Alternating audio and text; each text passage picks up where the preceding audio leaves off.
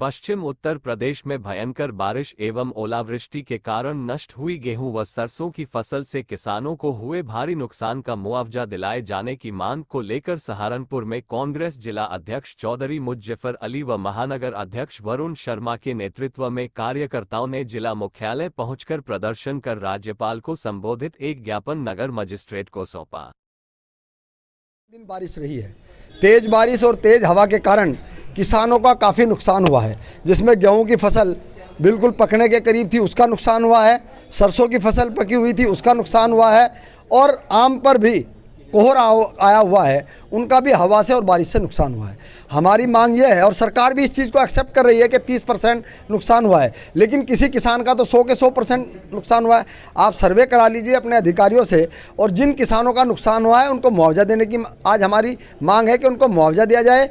उसके अलावा जिन लोगों का कम नुकसान हुआ है उनको भी दिया जाए और गेहूँ का रेट भी 2500 रुपये क्विंटल होना चाहिए। किसान 6 महीने तक अपनी फसल को, छत्तीसगढ़ में हमारी जहाँ सरकारें हैं वहाँ है ये रेट, किसान 6 महीने तक अपनी फसल को पालता है, पोसता है और 6 महीने बाद इस तरह की आपदा आकर उसकी फसल को नष्ट कर देती है, वो कहाँ जाए? उसका पूरा दारोमदार 6 महीने का कि सरकार से कहकर। सहारनपुर में पूर्व मंत्री व बसपा नेता शायान मसूद ने पुलिस लाइन पहुंचकर एसएसपी से मुलाकात की, जहां पर उन्होंने मस्जिद व मंदिरों में सीमित आवाज में लाउडस्पीकर बजाने की मांग की।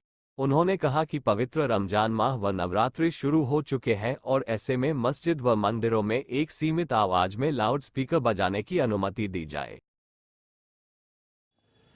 मुलाकात इस विषय में हुई कि रमज़ान का महीना आ गया, नवरात्रि भी चल रहे हैं। रमज़ान के महीने में क्योंकि इफ्तार को लेकर और सहरी को लेकर अनाउंसमेंट होती है और तरावी भी होती है, सुप्रीम कोर्ट की रूलिंग भी है कि 65 डेसिबल से नीचे अगर कोई अपने क्लोज कंपाउंड में माइक चला रहा है तो उसे चलाने में कोई दिक्कत नहीं होनी चाहिए। तो हमने तो प्रशासन से यही गुजारिश करी है कि कम से कम सुप्रीम कोर्ट की रूलिंग को आधार मानते हुए मस्जिदों में या जिन जगहों पर नमाज तरावी हो रही है, कम से कम उन जगहों पर, उन स्थलों पर स्पीकर या माइक के इस्तेमाल करने की अनुमति दी जाए। और हम कानून के दायरे से बाहर जाने के लिए नहीं कह रहे, हम कह रहे हैं साहब कानून के दायरे के अंदर ही, क्योंकि ये महीना। सहारनपुर में भारतीय किसान यूनियन के राष्ट्रीय सचिव डॉक्टर राजेश गौतम ने 8 सूत्रीय मांगों को लेकर किसानों की विभिन्न समस्या से अवगत कराया। पिछले दिनों दिल्ली गाजीपुर बॉर्डर पर किसानों की समस्याओं को लेकर जो लिखित समझौता हुआ था उसका निस्तारण अभी तक नहीं हुआ है। किसानों की समस्याओं का निस्तारण की मांग करते हैं।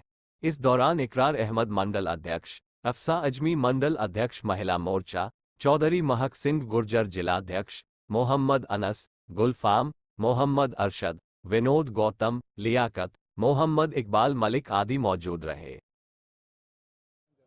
ये विषय है हमारा जो दिल्ली जो धरना दिया गया था पहले वर्ष से गाजीपुर बॉर्डर पे, जो गवर्नमेंट से लिखित हमारा समझौता हुआ था कि किसानों की सारी समस्याएं हल होंगी, वो आज तक हल नहीं हो पाई।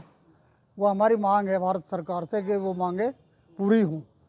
जो 60 साल के किसान मजदूर कोई भी हो, उनके हम 5000 रुपये मासिक पेंशन की हमारी मांग है। जो हाल ही में जो फसल बरसात के कारण ख़राब हुई गेहूं की, सरसों की, उसके लिए हम मुआवजा चाहते हैं गवर्नमेंट का। सभी फसलों का न्यूनतम समर्थन मूल्य C2 प्लस 50% के आधार पर निर्धारित करने का कानून मान सत्र में पारित किया जाए और कृषि लागत और मूल्य आयोग को संवैधानिक स्वायत्तता दी जाए। कितने सूत्रीय ज्ञापन? जी हमारे 8 सूत्रीय हैं। सहारनपुर के अंबाला रोड स्थित समाजवादी पार्टी के कार्यालय पर आज राम मनोहर लोहिया जी की जयंती पर एक कार्यक्रम का आयोजन किया गया, जिसमें जिलाध्यक्ष चौधरी अब्दुल वाहिद सहित अन्य पदाधिकारियों ने राम मनोहर लोहिया के चित्र पर पुष्प अर्पित कर उनको अपनी श्रद्धांजलि अर्पित की। आज कार्यक्रम ये है कि समाजवाद के शुभचिंतक डॉक्टर राम मनोहर लोहिया जी का आप जयंती है, 113वीं जयंती है और 23 तारीख और 1910 को उनका जन्मदिन हुआ था। आज पार्टी कार्यालय पर उनको जयंती मनाने के लिए यहाँ पर सभी एकत्रित हुए हैं, जिन्होंने समाजवाद का परचम लहराने के लिए अपनी पूरी ज़िंदगी गुजारने का काम हुआ।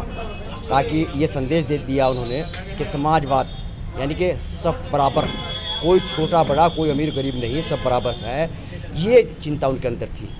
और इसी मिशन को लेकर उन्होंने पूरी ज़िंदगी अपनी संघर्ष पे जुटाने का काम किया। ठीक है।